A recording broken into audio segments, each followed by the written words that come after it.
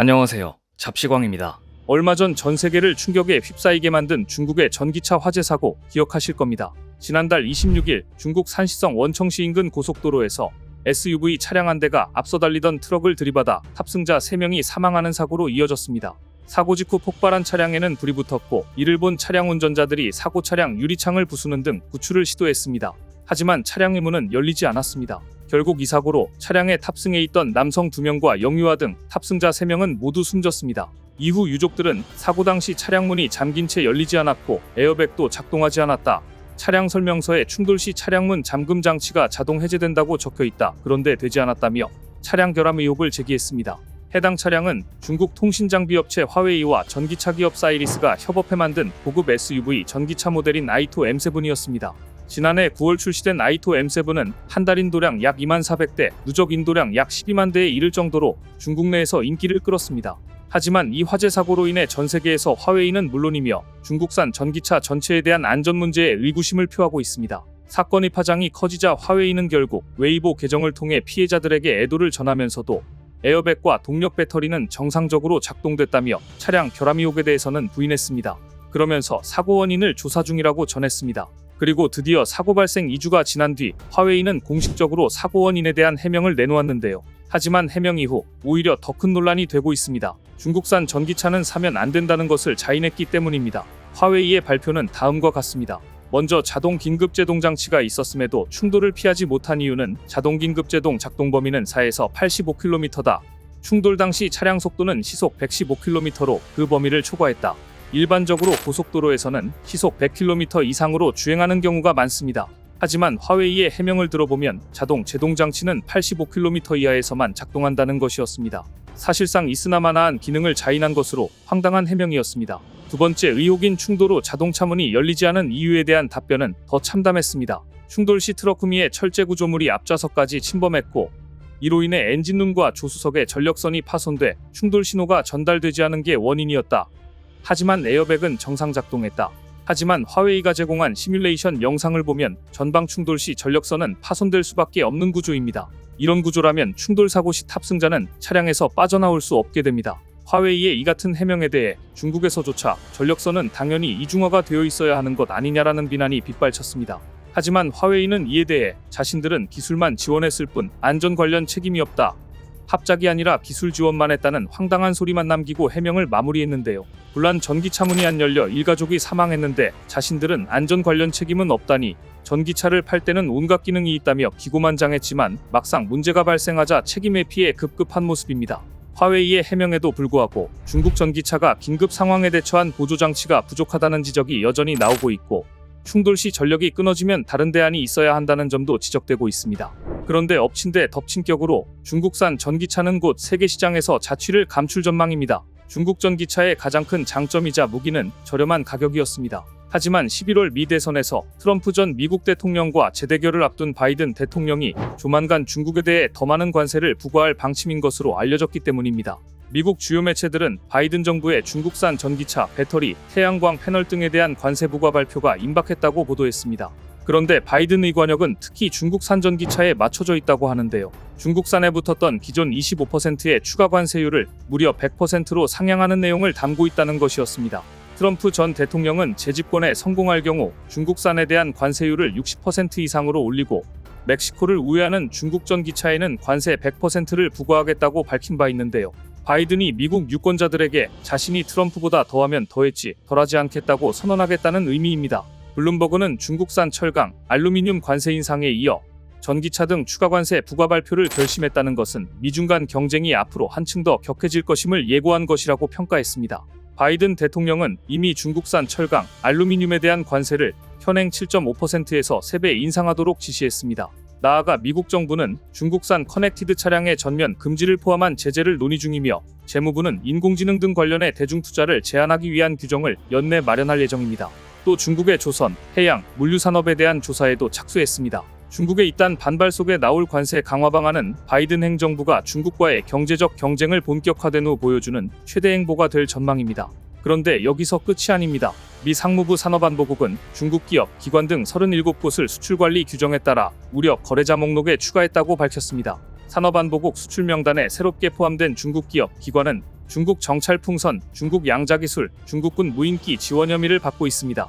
특히 이 중에는 지난해 2월 미국 영공을 비행하다 미군에 의해 격추된 중국 정찰풍선 관련한 11곳도 있습니다. 워싱턴 주재 중국 대사관은 기술 분야에서의 노골적인 경제적 강압과 괴롭힘이라며 중국 기업과 기관의 합법적인 권리를 단호히 수호할 것이라고 반발하고 있는데요.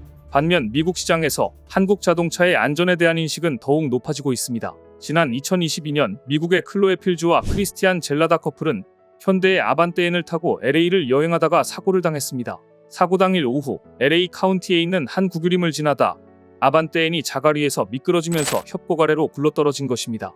그런데 아반떼엔은 크게 파손됐지만 놀랍게도 커플은 크게 다치지는 않았습니다. 운전자인 클로에 필즈는 SNS에 현대자동차 아반떼엔은 정말 훌륭하다. 300피트 아래로 떨어졌지만 나는 살아남았다는 글을 올렸고 이 소식은 워싱턴 포스트 등 주요 언론에 보도됐습니다. 이 일은 골프 왕제 타이거 우즈를 전복 사고에서 구해준 제네시스 GB80과 함께 현대차의 안전성을 입증하는 주요 사례가 됐습니다. 그런데 최근 현대자동차는 아반떼엔과 제네시스 GB80이 사람을 구한 게 운이 아니라 실력이라는 사실을 또다시 인정받았습니다. 평가가 까다롭기로 유명한 미국 고속도로 안전보험협회가 발표한 충돌평가에서 현대차 소나타와 산타페가 톱세이프티 픽에 새롭게 선정된 것입니다. 아이오닉 5는 최고 등급인 톱세이프티 픽 플러스 등급으로 상향됐습니다. 지난달 23일 제네시스 G90, G80 모델이 톱세이프티 픽 플러스 등급으로 상향 선정되면서 올해 톱세이프티 픽 이상 등급을 받은 차종은 현대차 9개 차종, 제네시스 7개 차종, 기아 2개 차종 등 총 18개 차종으로 늘었습니다.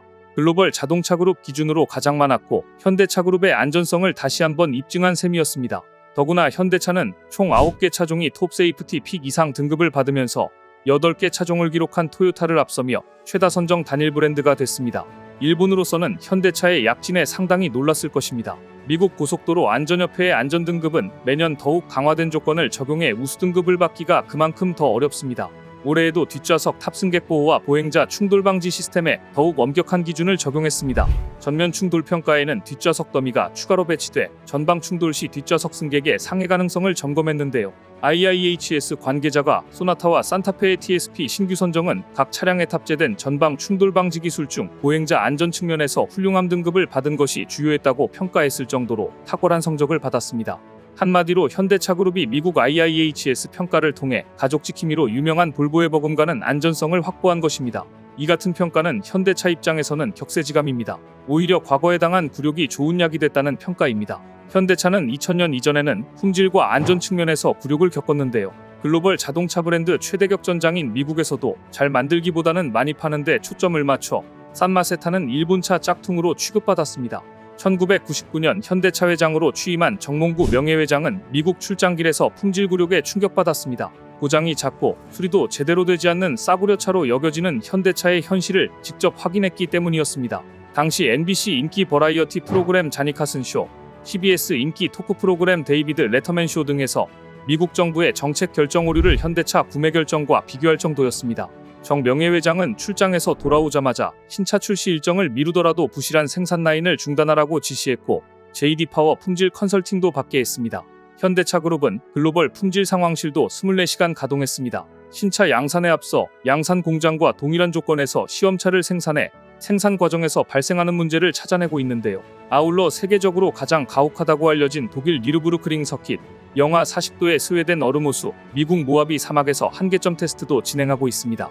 이처럼 굴욕을 딛고 뚝심 있게 추진한 품질 안전 혁신은 드디어 빛을 보기 시작했습니다.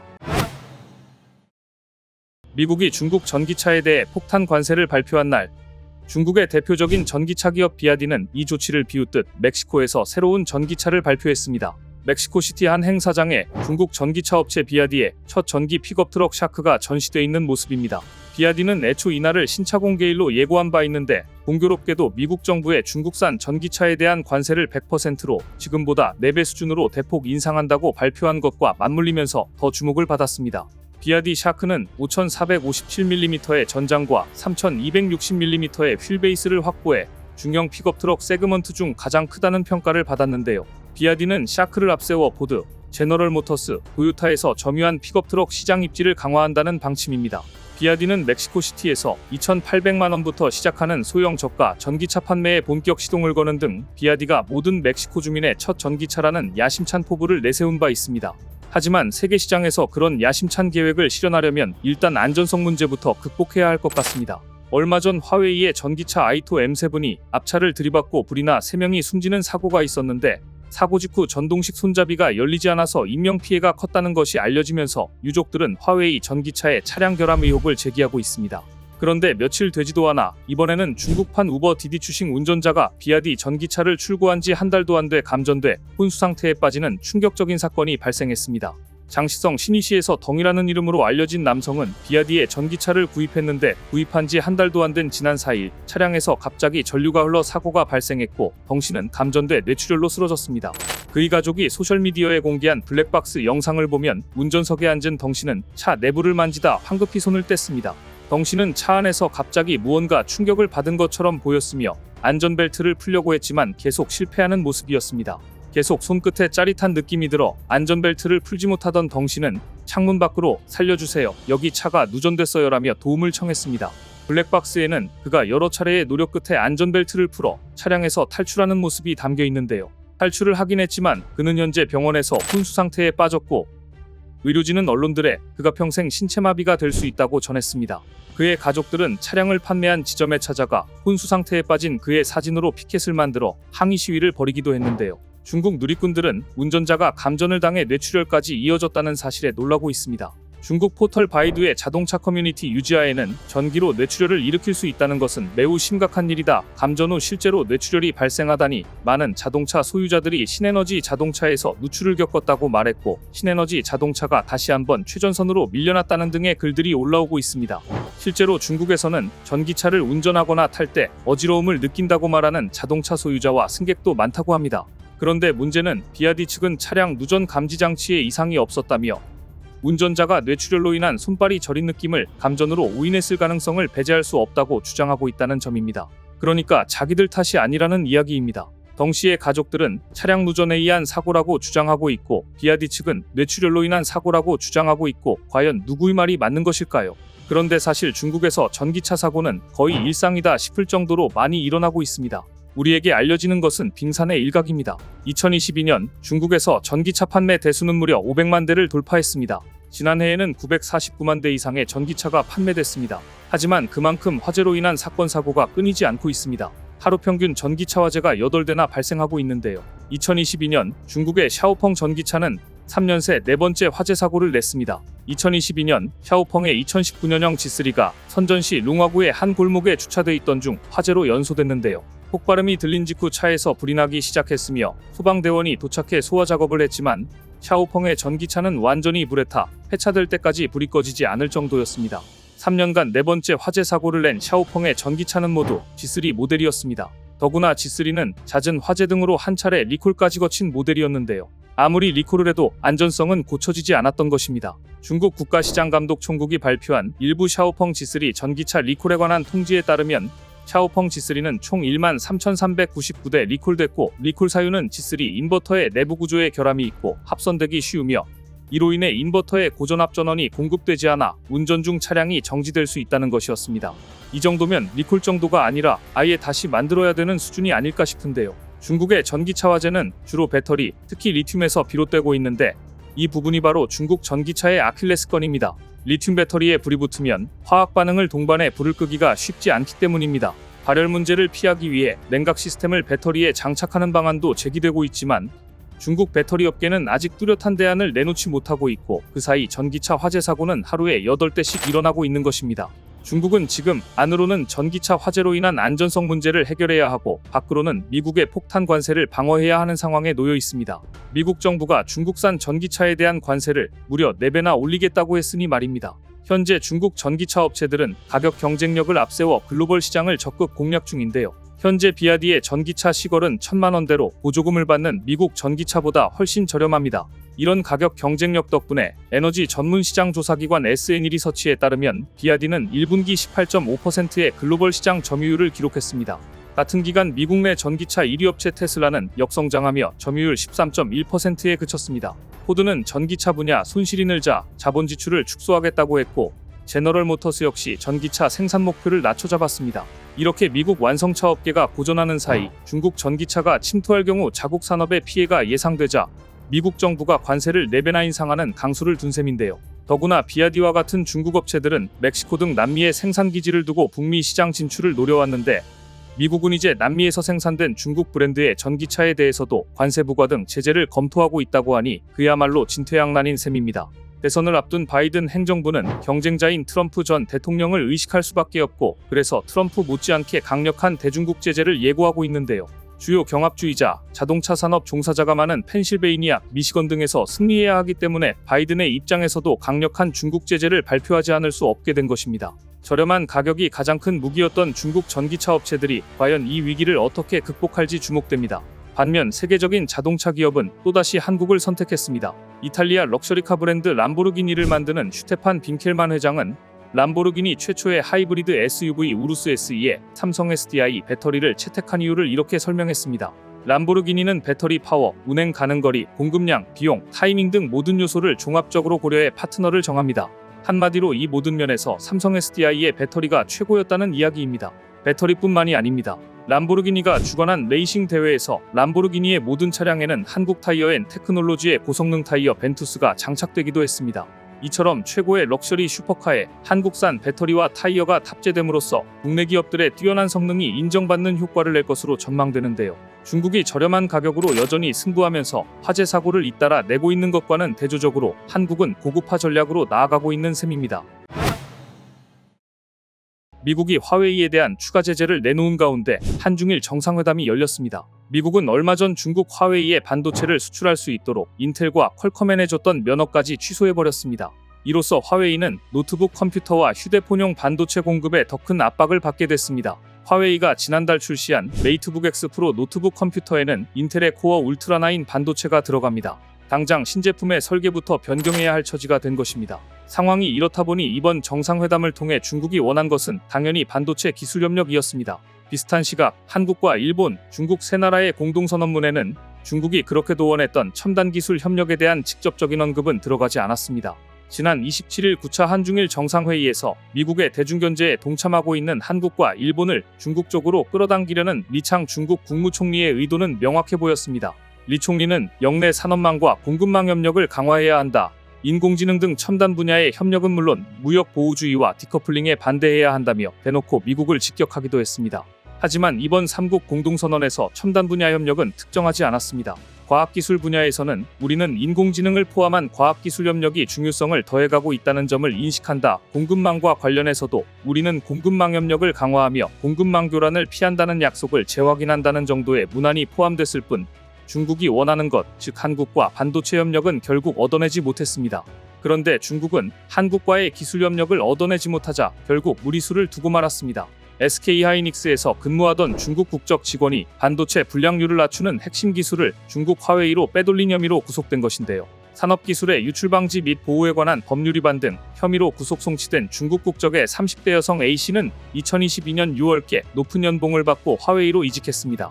그런데 이 여성은 퇴사 직전 핵심 반도체 공정 문제 해결책과 관련한 자료를 A4 용지 3,000여 장 분량 출력한 것으로 파악됐습니다. SK하이닉스는 보안상 USB 등 저장 매체 사용을 금지하고 있으며 출력물에 관해서도 내용과 인쇄자 및 사용처 등을 상세히 기록해 관리하고 있는데요. 경찰은 A씨가 출력한 문서를 나눠 가방 등에 담아 빼돌렸을 것으로 보고 조사 중입니다. 겉으로는 기술 협력을 외치면서 뒤에서는 이런 짓을 하고 있었으니 애초에 기술 협력 자체가 불가능한 것이었습니다. 그런데 중국이 이러한 산업 스파이를 통해 핵심 기술을 탈취하려 무리수를 둔 데는 이유가 있었습니다. 중국 최대 반도체 제조업체 SMIC의 상황이 심각하기 때문입니다. 최근 중국 최대 반도체 제조업체 SMIC가 파운드리 부문 시장 점유율이 세계 3위에 올랐다는 조사 결과가 나왔습니다. 대만의 TSMC, 한국의 삼성전자 바로 다음이라는 이야기였습니다. 중국은 반도체 굴기가 성과를 올렸다며 자화자찬했는데요. 하지만 이것도 실력보다는 내수 시장에 의존하여 만들어낸 성과입니다. 중국은 전 세계 반도체의 50%가량을 소비합니다. 이처럼 탄탄한 중국 내수 시장을 등에 업고 SMIC는 세계 3위에 올랐지만 여전히 기술 수준은 TSMC나 삼성전자와 비교해 뒤처져 있다는 평가를 받고 있습니다. 그런데 SMIC의 파운드리 세계점 유율이 세계 3위가 됐다는 보도가 나온 날도 중국 언론들은 이를 대대적으로 보도하기는커녕 잠잠하기만 했습니다. 대체 내부에 무슨 사정이 있었던 것일까요? SMIC는 중국 반도체 산업의 기둥이라고 할 수 있는 기업입니다. 이런 기업이 파운드리 반도체 점유율이 TSMC와 삼성전자에 이어 세계 3위에 올랐고, 처음으로 미국 AMD 자회사 글로벌 파운드리와 대만의 UMC를 제친 것이라면 당연히 중국 언론들이 이를 대대적으로 보도했어야 했습니다. 하지만 오히려 중국 관영 매체들은 조용했고 SMIC의 주가도 내려갔습니다. 이유는 간단했습니다. 순이익이 5억 1천만 위안, 약 950억 원으로 작년 1분기 대비 68%나 폭락했던 것입니다. SMIC의 순이익이 이렇게 곤두박질을 친 이유는 구형 반도체 분야의 가격 경쟁 등 여러 요인이 있지만 중국 기업 화웨이를 살리기 위해 무리한 비용을 들여 칠라노 반도체를 양산한 것이 주요인이었습니다. 니케이 아시아는 SMIC가 미국의 반도체 제재하에서 화웨이 등 중국 기술 기업을 돕기 위해 생산량을 계속 늘리다 보니 1분기 순이익률이 2009년 이래 최저 수준으로 떨어졌다고 지적했습니다.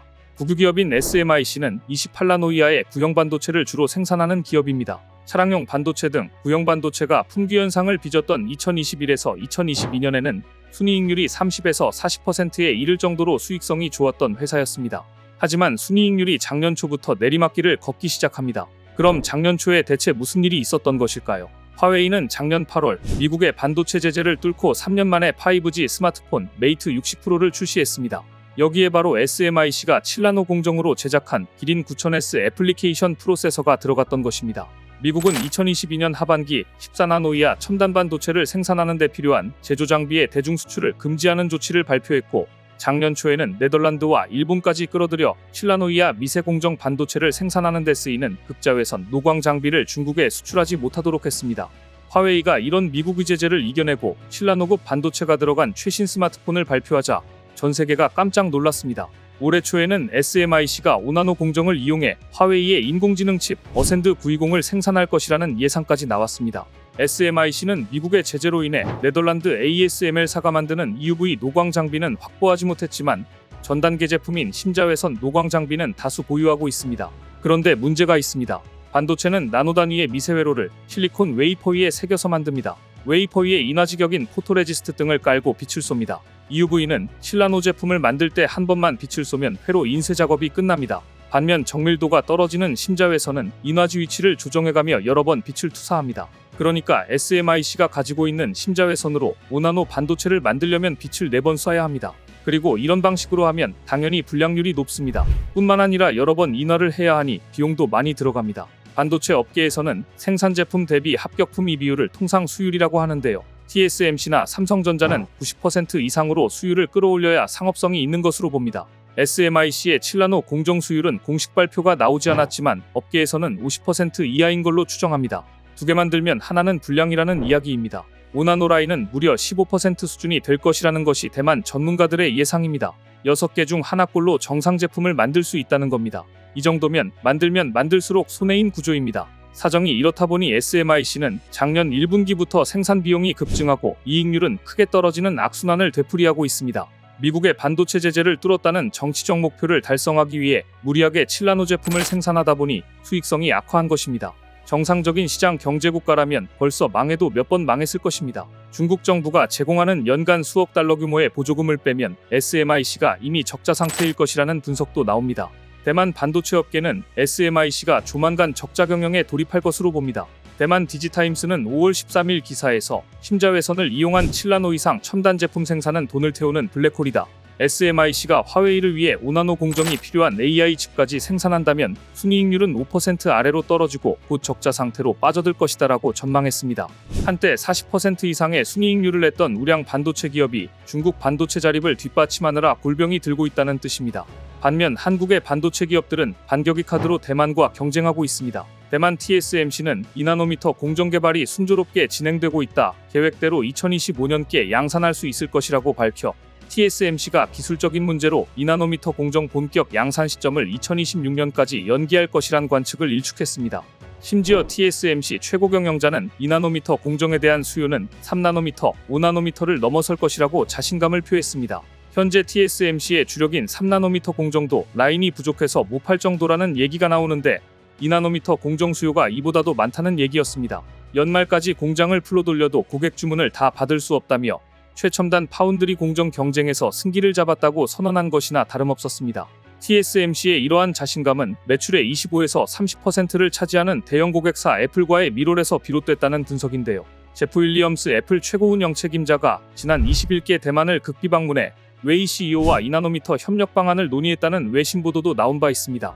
삼성전자도 가만히 보고 있지는 않았습니다. 삼성전자 파운드리 사업부는 다음 달 12에서 13일 미국 실리콘밸리에서 파운드리 세이프 포럼을 열고 기술 로드맵, 파운드리 생태계 강화 방안 등을 발표할 계획인데요.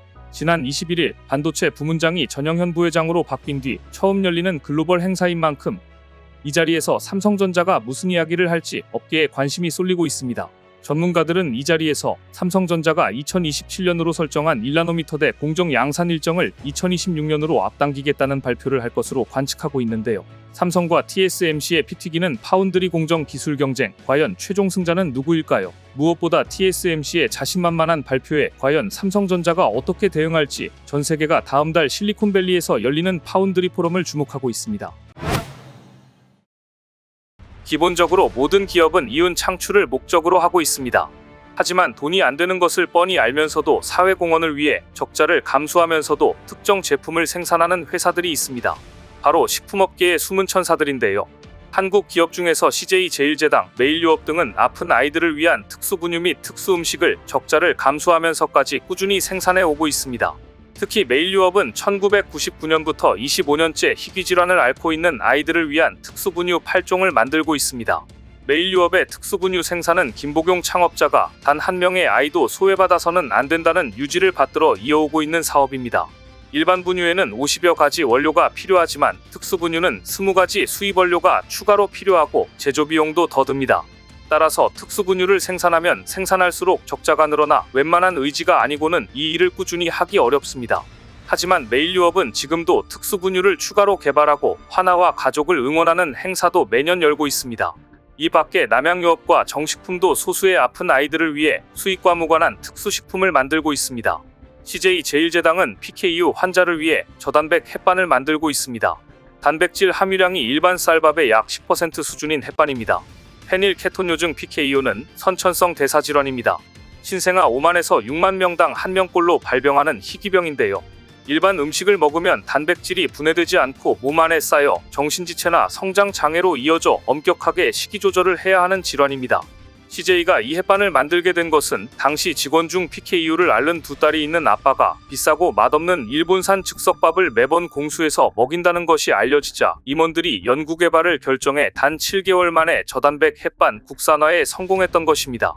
이것은 모두 기업가가 10명이든 20명이든 아픈 이들에게 해줄 수 있는 게 있다면 아끼지 말라는 철학이 있었기 때문입니다. 정식품 창업자인 고 정재원 명예회장은 아픈 아이들을 치료하는데 식품회사의 역할이 중요하다며 몸소 실천에 나섰던 인물입니다. 정 회장은 영아 사망 원인이 선천성 유당불내증이라는 것을 알아내고는 모유나 우유를 못 먹는 아이들을 위해 배지밀을 개발했습니다. 이후 소아 당뇨 신장 질환자를 위한 특수식 그린비아 생산을 계속하고 있습니다. 그런데 질병 때문에 이런 특수식을 먹고 있는 환자들은 기업들이 고맙기도 하지만 한편으론 불안하기도 합니다. 평생 먹어야 하는 제품을 생산하는 기업이 한 곳씩밖에 없기 때문입니다. 현행 모자모건법에 따르면 만 19세 미만 희귀질 환자들은 처방전에 따라 보건소에서 특수분유와 저단백밥을 무상 지원받을 수 있습니다. 다만 추가 부족분이나 만 19세 이후에는 직접 구매해야 합니다. 기업이 특수식 생산을 중단하기라도 하면 당장 먹을 수 있는 음식이 사라지게 되는 건데요. 실제 지난해 저단백밥 공급이 원활하지 않아 물량이 부족한 시기가 있었는데 환자들은 웃돈을 주고 일본 업체의 제품을 구매해야 했습니다. 일본에서 수입하면 가격은 3-4배가량 비쌉니다. 희귀질환자의 삶을 일부 기업의 사회적 공헌에 의존하고 있다는 지적이 오래전부터 제기된 이유입니다. 따라서 기업들이 특수식을 만들어도 적자가 나지 않으려면 우리가 연구개발에 만든 특수식을 해외로 수출해야 합니다. 전체적인 생산량을 늘려서 수익성을 개선해야 한다는 이야기인데요. 국내 특수식 생산액은 세계 시장의 1% 정도인 981억 원 정도에 불과합니다. 하지만 전 세계 특수식 시장은 2021년 기준 약 9조 5천억 규모로 매년 3에서 4% 수준의 성장세를 보이고 있습니다. 한국이 이렇게 생명 존중과 기업의 사회공헌이란 책무를 다하기 위해 애쓰고 있을 때 중국에서는 또 가짜 분유가 등장해 난리입니다. 사실 중국의 가짜 분유 파동은 무려 20년째 지속되고 있습니다. 가짜 저질 분유와 멜라닌 분유 파동으로 홍역을 치렀던 중국에서 또다시 가짜 분유가 등장해 젖먹이 부모들이 불안에 떨고 있습니다. 스위스 헤로그룹의 중국 총대리점인 헤로 수출입 유한공사가 생산 허가를 받지 않고 가짜 분유를 만들어 판매했다가 발각된 것인데요. 심지어 이 회사는 가짜 분유를 네덜란드산 캐리케어 분유라고 속여 판매했다가 덜미가 붙잡히고 말았습니다. 스위스 헤로그룹은 네덜란드, 스페인, 이탈리아 등지에 공장을 두고 캐리케어 상표의 분유를 생산하고 있는데요. 장수성 수저우공업단지에 공장을 둔 헤로 수출입 유한공사는 정체불명의 수입 분유의 유통기간이 지난 분유를 혼합한 것으로 드러났습니다. 경찰은 수저우 검역국으로부터 이런 사실을 통보받고 이 회사 책임자를 체포하고 전면적인 수사에 착수했습니다. 문제는 수저우 검역당국이 작년 11월 문제의 공장 생산 라인을 폐쇄하고 조사에 착수했으나 별다른 조치를 취하지 않아 조사가 시작된 지 4개월 후에도 가짜 상표를 단 저질 분유가 전국 시장으로 팔려나간 것으로 드러난 것입니다. 가짜 분유가 적발된 이후에도 생산 금지를 시키지 않아 그 사이 이 분유를 먹은 아기들이 발생한 것입니다. 수저우 당국은 보도가 나간 후에도 가짜 분유에 대한 리콜이나 판매 중지 조치를 요구하지 않았는데요. 문제의 회사는 중국 언론이 대대적으로 보도를 하고 난 후에야 홈페이지에서 이 분유의 판매를 중지했습니다. 결국 중국 당국은 뒤늦게 문제의 분유에 대해 수거령을 내렸고 대형 유통업체들은 매장에서 이 분유를 치워버렸는데요. 한 상인은 문제의 분유에 대한 판매 중지만 됐을 뿐 다음 조치를 기다리고 있다면서 이미 가짜 분유를 사간 소비자들에게 환불을 해줄지 여부는 아직 결정되지 않았다고 말했습니다. 중국에선 지난 2004년 안우이성 푸양현에서 가짜 저질 분유 사건이 발생해 충격을 준 바 있습니다. 가짜 저질 분유를 먹은 아기들이 전국에서 수십 명이나 숨지고 수백 명이 머리가 기형적으로 커지는 대두증에 걸리는 비극적 사건이 있었던 겁니다.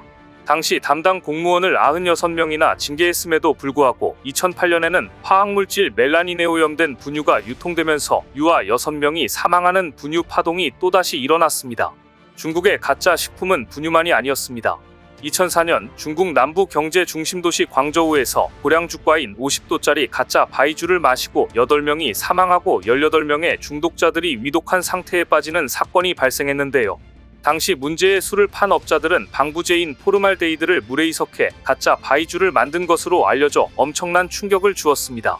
가짜 바이주를 마신 중독자들의 뇌에서는 메틸알코올 농도가 정상의 20배까지 검출됐고 대부분 대뇌세포와 시신경 세포가 손상되어 있었던 것입니다.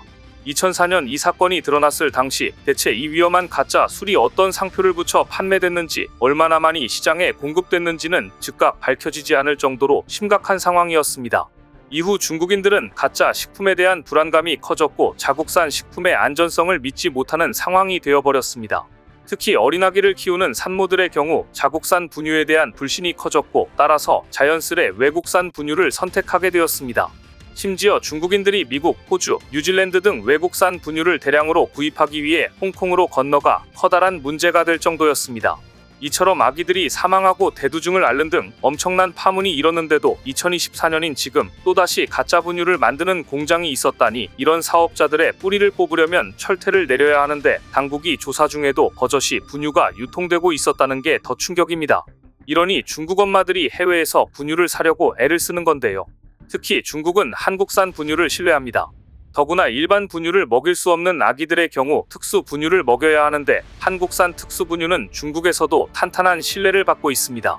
중국 엄마들은 한국에서 특수 분유를 만드는 회사가 있다는 소식을 접하고 중국 당국에 꾸준히 수입을 요청했고 결국 엄청난 희소식이 전해졌습니다. 무려 25년째 선천성 대사 이상 환아들을 위한 특수 분유를 제조, 공급해온 메일유업이 드디어 선한 마음을 가지고 행한 일에 보상을 받게 됐습니다. 메일유업이 중국 시장에 선천성 대사 이상 환아들을 위한 특수 분유를 공급하게 된 것입니다. 메일유업은 알리바바 그룹의 헬스케어 자회사인 알리건강과 자선사업 파트너십 협약을 맺고 특수 분유인 앱솔루트 MPA 1, 2단계 제품을 중국 시장에 공급하기로 협의했다고 발표했습니다. 현재 알리바바 그룹은 중국의 선천성 대사 이상 환아들을 위한 지원 프로젝트를 운영 중인데요. 이번 협약은 중국 내 안정적인 특수 분유 공급을 희망하는 한 환아 가족의 요청을 계기로 성사됐습니다. 선천성 대사질환자용 특수 분유의 경우 세계적으로 제조사가 매우 드물기 때문에 환아 가족들에게는 정기적인 제품 수급이 매우 중요한데요. 알리바바가 특수 분유 제조업체를 고르던 중 25년 전통의 한국 메일유업을 선택한 것입니다. 메일 유업은 앱솔루트 MPA 1, 2단계 제품 공급을 계기로 특수 분유의 공급 품목을 점차적으로 늘려갈 예정인데요. 더불어 중국 선천성 대사 이상 환아들을 위한 기업 사회공헌 활동에도 참여할 계획입니다. 이것은 한국 기업들 입장에서도 굉장한 소식입니다.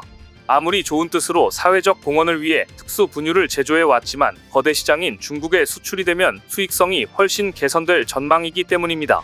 결국 생명 존중의 가치와 기업의 사회 공헌을 위해 애써온 한국 기업들이 오랜 세월 지켜온 신념에 대한 보상을 받은 것이고, 나아가 한국 기업이 중국의 선천성 대사 이상 환아들을 구하게 된 것입니다.